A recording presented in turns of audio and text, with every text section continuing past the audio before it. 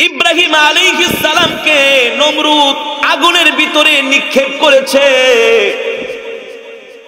তার বাবা সন্তানকে আগুনে ফেললে কোনো বাবাই সহ্য করতে পারে না, পারে? কিন্তু পয়গম্বর ইব্রাহিম আলাইহিস সালামের বাবা অগ্নিকুণ্ডলের সামনে দাঁড়ায় আছে। পয়গম্বর ইয়াকুব আলাইহিস সালাম বাবার দিকে তাকায় বলতেছে, আব্বা, বাবা জান, আপনি আমার পক্ষ নেন, নমরুদের বিরোধিতা করেন।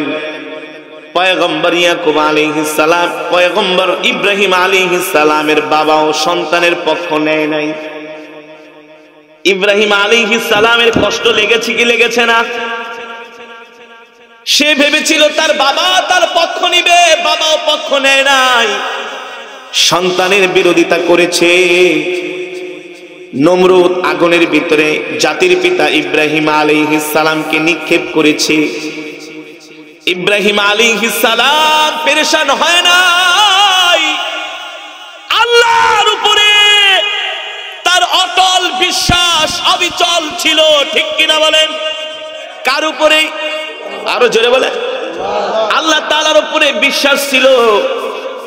নমরুদ আমাকে আগুনের মধ্যে ফেললে কি হবে, কিন্তু আমার আল্লাহ তো আছে, আমার আল্লাহ আমাকে বাঁচাবে, আমার আল্লাহ আমাকে সাহায্য করবে। আপনাদের কাছে আমার প্রশ্ন, আল্লাহ তাআলা পয়গম্বর ইব্রাহিম আলাইহিস সালামকে বাঁচিয়েছিলেন কিনা? কথা বলে, কেমন করে বাঁচিয়েছিলেন?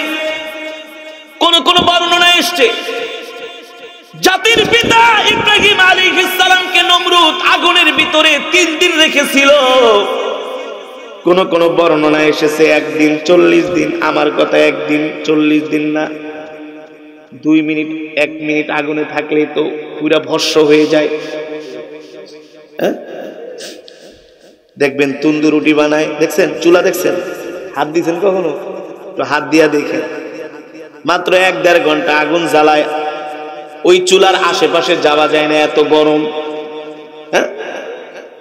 ওই নমরুদ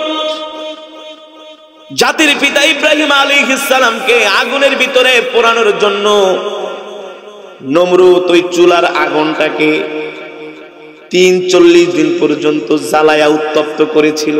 নাউজুবিল্লাহ বলেন। সেই আগুনের ভিতরে ইব্রাহিম আলাইহিস সালামকে ফালানো হয়েছে। পয়গম্বর হতাশ হয় নাই, আল্লাহর উপর সবর করেছে, ধৈর্য ধরেছে, আল্লাহর কাছে সাহায্য চেয়েছে। মালিক, আমার বাবাও আমার বিরোধিতা করে, কিন্তু মালিক আমি জানি আপনি আমাকে সাহায্য করবেন, আপনি আমাকে ছেড়ে দিবেন না।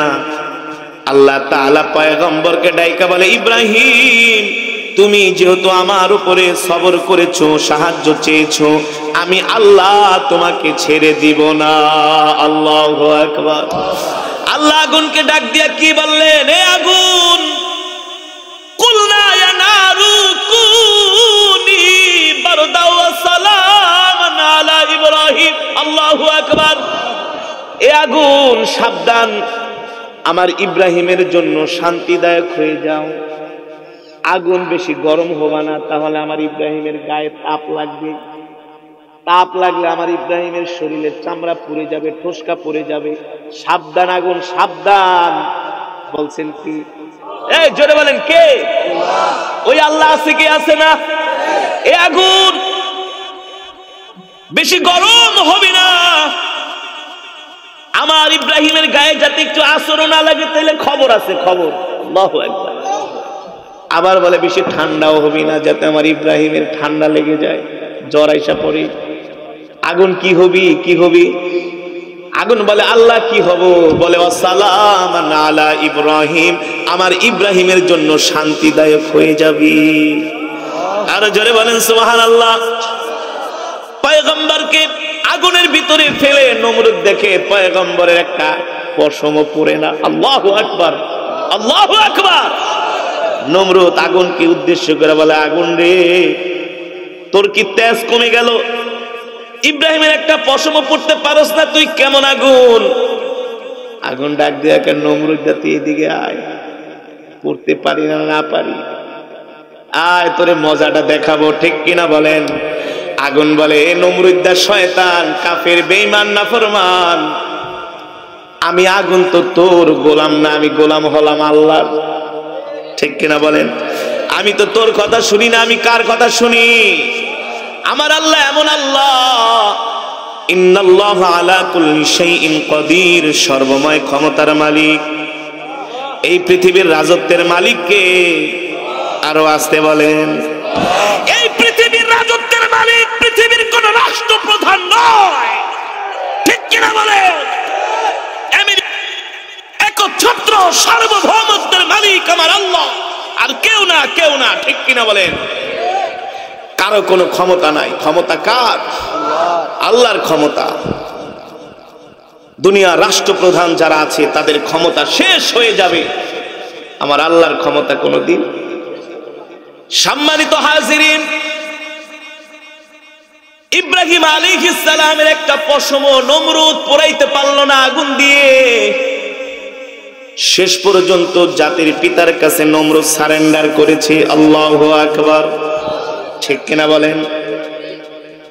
অগ্নিকুণ্ড থেকে তাকে বের করে দেয়া হয়েছে। বের করে দেওয়ার পরে জাতির পিতাকে মানুষ জিজ্ঞেস করে, ইব্রাহিম সবচেয়ে শান্তিতে কোথায় ছিলেন? বলে, খোদার কসম করে বলি, যে কয়েকদিন আগুনের মধ্যে ছিলাম সবচেয়ে ওই জায়গাটার মধ্যে শান্তিতে ছিলাম। আল্লাহু আকবার। জাতির পিতা হতাশ হয় নাই, হয়েছে। পয়গম্বর আইয়ুব আলাইহিস সালাম 1 বছর 2 বছর 3 বছর না, এই শোনেন, সে নিজে বলেছে আমি 17 সাল থেকে আমাকে ক্যান্সারে আক্রান্ত। আমি মাত্র 4 বছর, কয় বছর? 4 বছর সে ক্যান্সারে আক্রান্ত, এই কারণে হতাশ হয়ে গেছে।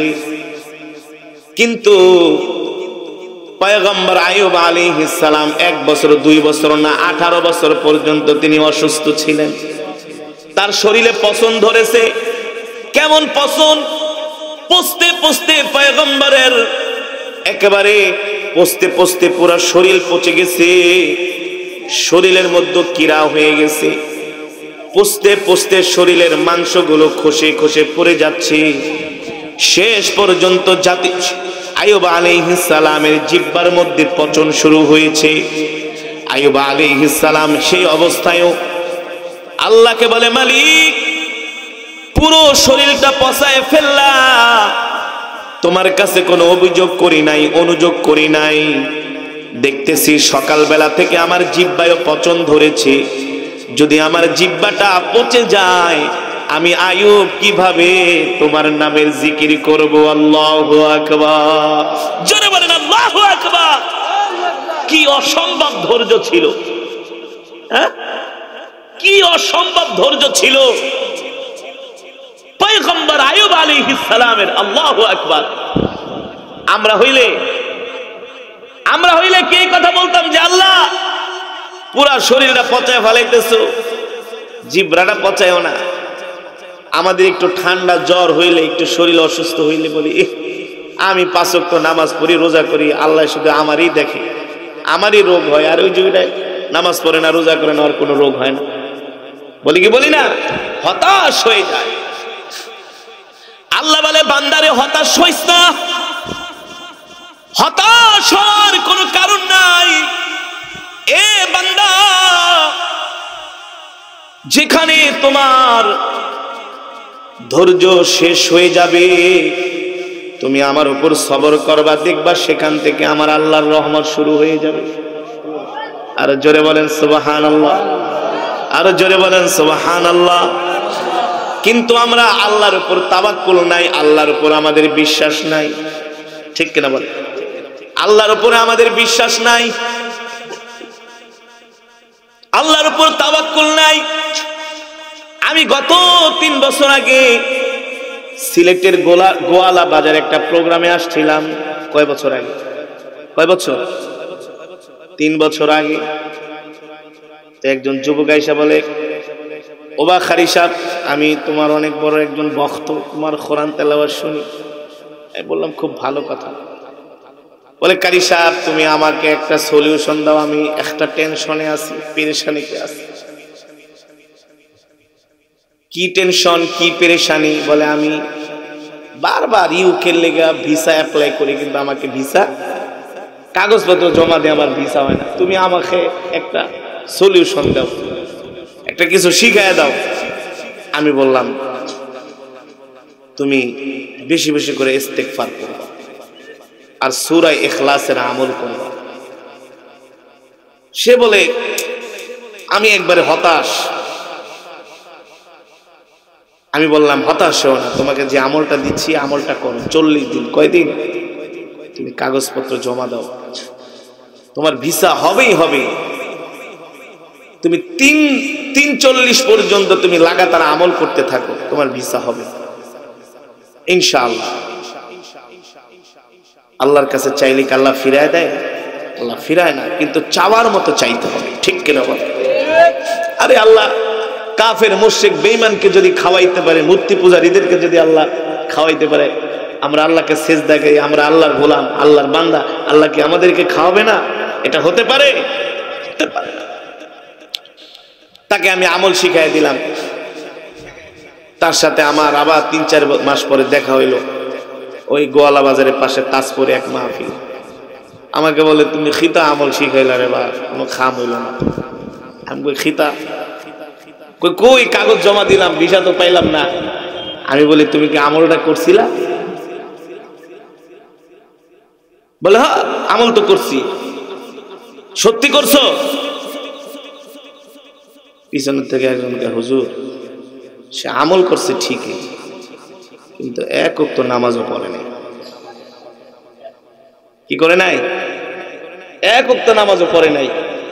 সে লন্ডনের বিশাল লেগা সারা রাত বসে বসে সূরা ইখলাস পড়ে, ইস্তেগফার পড়ে, কিন্তু নামাজ পড়ে না। অথচ আল্লাহ কোরআনে কি বলছেন? ইয়া আইয়ুহাল্লাযীনা আমানুস্তাঈনু বিস-সাবরি ওয়াস-সালাহ। আরে নালায়েক, নাফরমান, বেঈমান, তুমি আল্লাহর কাছে সাহায্য চাও নামাজের মাধ্যমে। কিছু নালায়েক আছে শাহজালালের মাজারে যে সেজদা দিয়ে বাবা আমাকে ভিসার ব্যবস্থা করে দাও, সন্তান দাও। আরে বেটা শাহজালালে তোর সন্তান দিব কোত্থেকে? নিজেরই তো সন্তান নাই। কথা বলেন, তার সন্তান ছিল? তোকে সে কোত্থেকে সন্তান দিবে? সে তোকে কোত্থেকে ভিসা দিবে? সে কিভাবে তোর ব্যবসায় উন্নতি করবে? সবকিছুর মালিক এই জোরে বলেন কে? আল্লাহ। আল্লাহ বলছে নামাজের মাধ্যমে আমার কাছে সাহায্য চাও, সাহায্য প্রার্থনা করো। আজকে আমরা হতাশ, আমরা নামাজের মাধ্যমে আল্লাহর কাছে সাহায্য চাই না। ঘুম আসে না, নামাজ পড়ো। তুমি কয়দিন নবীজির নামে 100 বার দুরূদ শরীফ পড়ছো? কয়দিন দিনের ভিতরে তুমি তোমার কৃতকর্মের জন্য, গুনাহের জন্য আল্লাহর কাছে ক্ষমা চেয়েছো? কয়বার পড়ছো আস্তাগফিরুল্লাহ, আস্তাগফিরুল্লাহ, আল্লাহ তুমি আমাকে মাফ করে দাও? কয়বার বলছো? সারাদিন মোবাইল হাতে নিয়ে খালি ফেসবুক, ইউটিউব আর যত আজে বাজে গান আছে, ক্রিকেট খেলা, ফুটবল খেলা, ব্যাডমিন্টন, বাজি ধরে খেলা, হিন্দি সিনেমা, বাংলা সিনেমা, নাটক। তুমি তো দুনিয়া নিয়ে পড়ে আছো, দুনিয়ার রং তামাশায় তুমি ব্যস্ত। খাও দাও ফুর্তি করো, দুনিয়াটা মস্ত বড়। যতই তুমি দুনিয়ার চিজ আসবাবের মধ্যে শান্তি খোঁজো না কেন, খোদার কসম করে বলি শান্তি পাবা না, পাবা না। এই শোনেন, মাঝে মাঝে দেখেন অনেক সুন্দরী সুন্দরী মেয়ের আত্মহত্যা করে মারা যায়। পত্রিকায় আসে মডেল আত্মহত্যা করছে। মডেল কেন আত্মহত্যা করবে?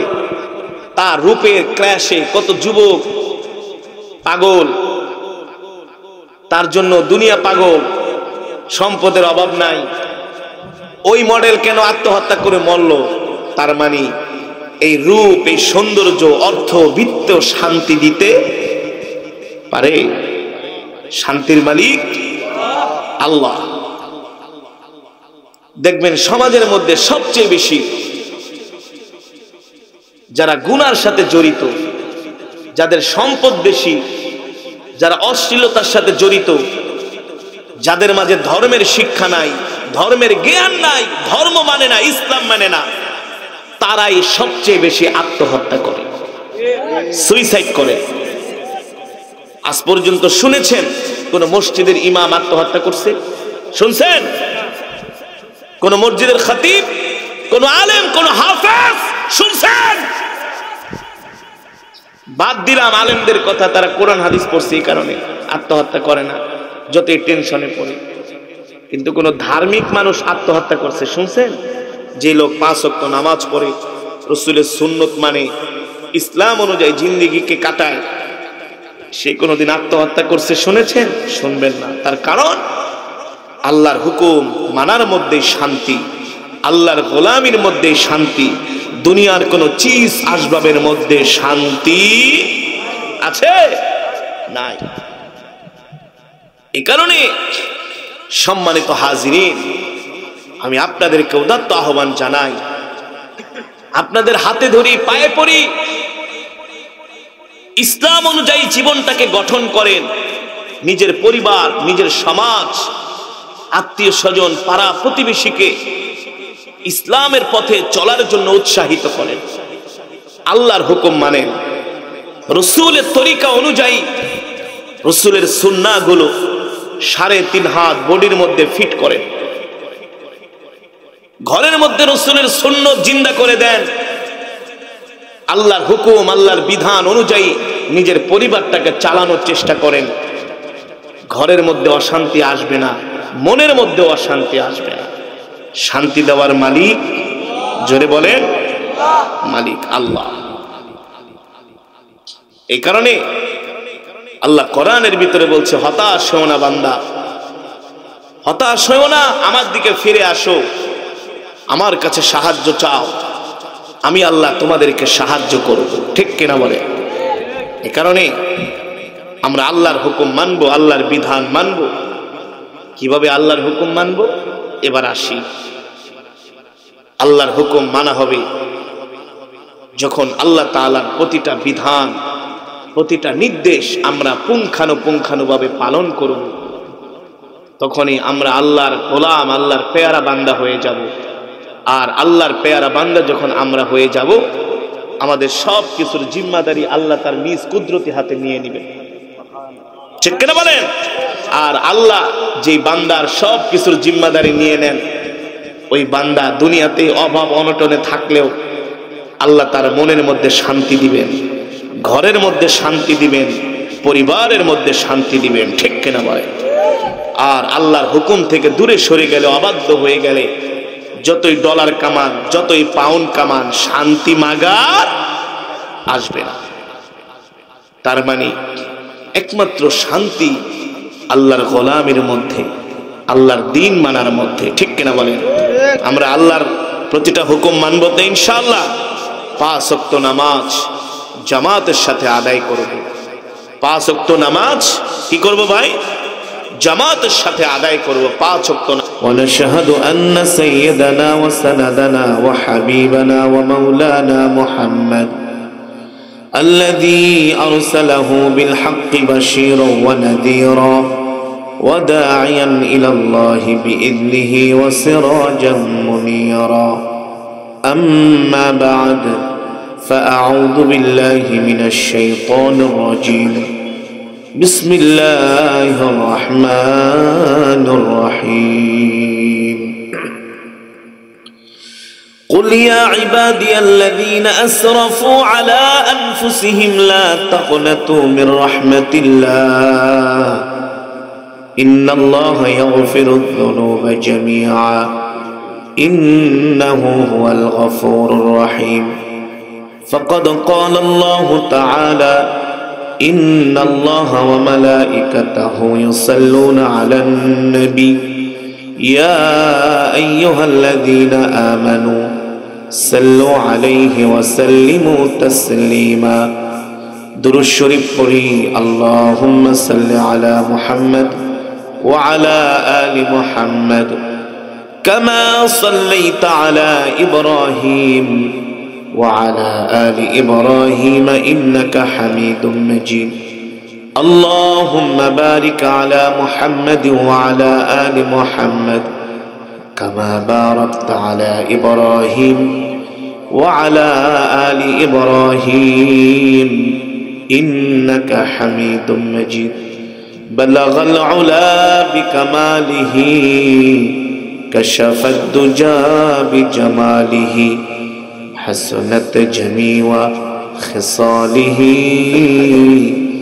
صلوا عليه وآله আসুন প্রাণ খুলে হৃদয় উজাড় করে আল্লাহর প্রেমে পাগল হয়ে চোখ দুটি বন্ধ করে কিছু সময় জিকির করি লা ইলাহা ইল্লাল্লাহ লা ইলাহা ইল্লাল্লাহ লা ইলাহা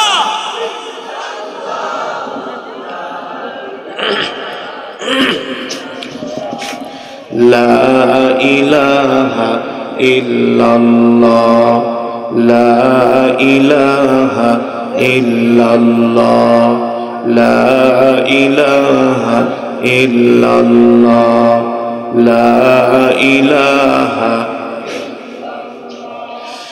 লা ইলাহা ইল্লাল্লাহ মুহাম্মাদুর রাসূলুল্লাহ জোরে জোরে বলি সাল্লাল্লাহু।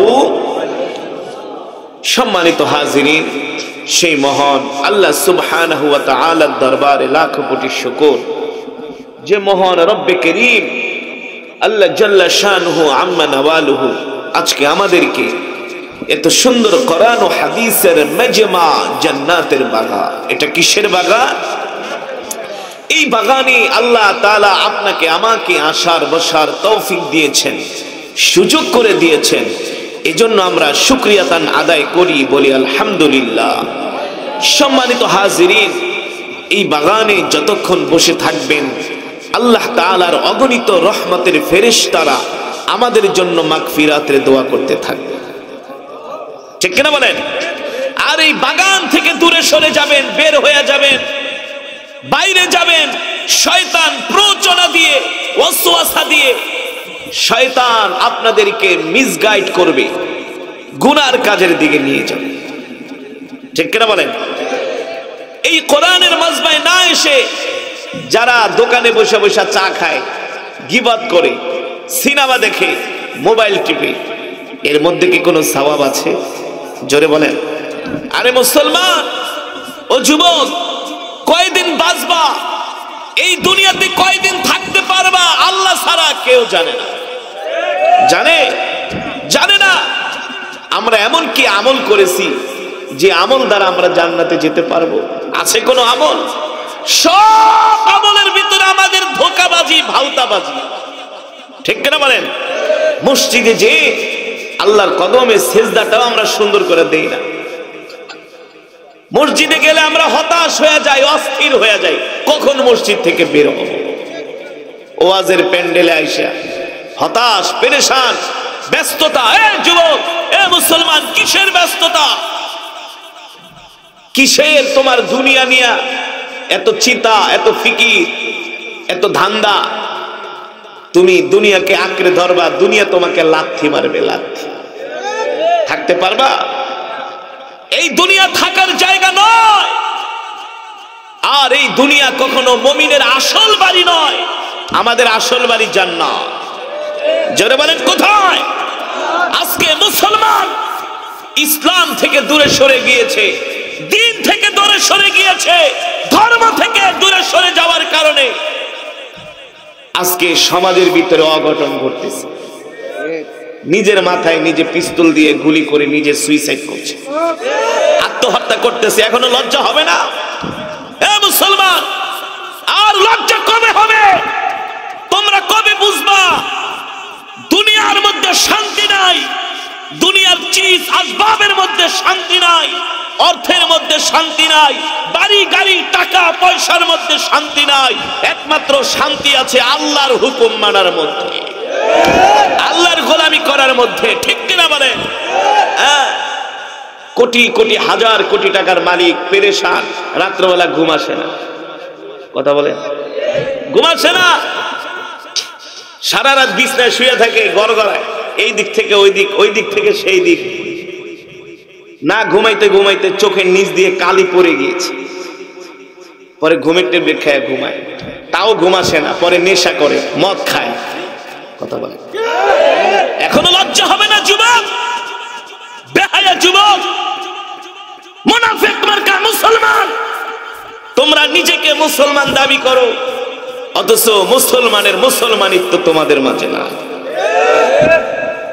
আজকে মুসলমান দিন থেকে, ইসলাম থেকে দূরে সরে যাওয়ার কারণে মুসলমানের ঘরের মধ্যে আজকে শান্তি নাই, অশান্তি ঢুকে গেছে, ডিপ্রেশনে ভুগতেছে।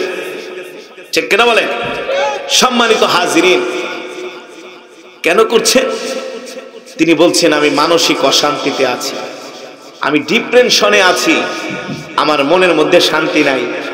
কিন্তু আমরা বিশ্বাস করি একজন মুমিন এই দুনিয়ার জমিনে দুনিয়ার কোনো চিজ আসবাব, কোনো আত্মীয় স্বজন, কারো কাছে একজন মুমিন ঠেকানা। কারো জন্য একজন মুমিনের মন খারাপ হতে পারে না। মুমিনের তো মন খারাপ থাকবে আল্লাহকে সন্তুষ্ট করার জন্য। সব সময় তার চিন্তা চেতনা ভাবনাই থাকবে মালিককে খুশি করার জন্য। ঠিক কিনা বলেন? আজকে আমরা হতাশ হয়ে যাই, মনে করি জীবন শেষ, মনে করি কি জীবন শেষ। অনেক যুবক এসে বলে হুজুর জীবনে তো অনেক গুনাহ করছি, এখন পেরেশান লাগে, হতাশ হয়ে যায়, হুজুর এই জীবন রাখবো না, শেষ করে দিব। যে লোকটা মারা গেছে সেই চিন্তা করেই মারা গেছে। এই বেটা, এই পিছে আমার দিকে তাকাইতে হবে। যে লোকটা মারা গিয়েছে সেটা চিন্তা করেই মারা গেছে যে জীবন শেষ হয়ে গেছে, কিছুই নাই। ঠিক কিনা বলেন? অথচ আমার আল্লাহ কি বলছেন? قل يا عبادي الذين أسرفوا على أنفسهم لا تقنطوا من رحمة الله إن الله يغفر الذنوب جميعا إنه هو الغفور الرحيم। ঠিক কিনা বলেন? আল্লাহর কোরআন থেকে বলছে মুসলমান ও যুবক, আমি নিজে বানিয়ে বানিয়ে কিছু বলছি না, আল্লাহর কোরআন থেকে বলছি। মুসলমান, আজকের আলোচনাটা ভালো করে শোনেন। কেউ যদি বলেন হুজুর আমি মানসিক অশান্তিতে আছি, আমি ব্যবসা বাণিজ্য নিয়ে পেরেশানে আছি, আমার আত্মীয় স্বজন আমাকে কষ্ট দেয়, ফ্যামিলির মানুষ আমাকে কষ্ট দেয়, আমার স্ত্রী আমাকে কষ্ট দেয়, আমার সন্তান আমাকে কষ্ট দেয়, এই কারণে আমি হতাশায় ভুগছি, পেরেশানিতে আছি হুজুর, এই দুনিয়াতে আমি শান্তি পাই না। আমি বলবো আজকের ওয়াজ তার জন্য খুবই দরকারি।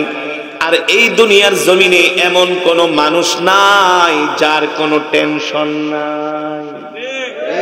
টেনশন ছাড়া কোনো মানুষ আছে? কেউ নাই। একজন তরকারি বিক্রি করে মাত্র 500 টাকার তরকারি কিনে আড়ত থেকে, সেটা নিয়ে এলাকা এলাকায় ঘুরে, তার পুঁজি হলো মাত্র 500 টাকা। আর যে 5000 কোটি টাকার ব্যবসা করে তারও যেমন টেনশন, একজন 500 টাকার ব্যবসায়ীরও টেনশন মাথায় আছে। তার মানে টেনশন ছাড়া কোনো মানুষ নাই। ঠিক কিনা বলেন? তুমি যতই টেনশনে পড়ো না কেন, হতাশ হও না, পেরেশান হও না,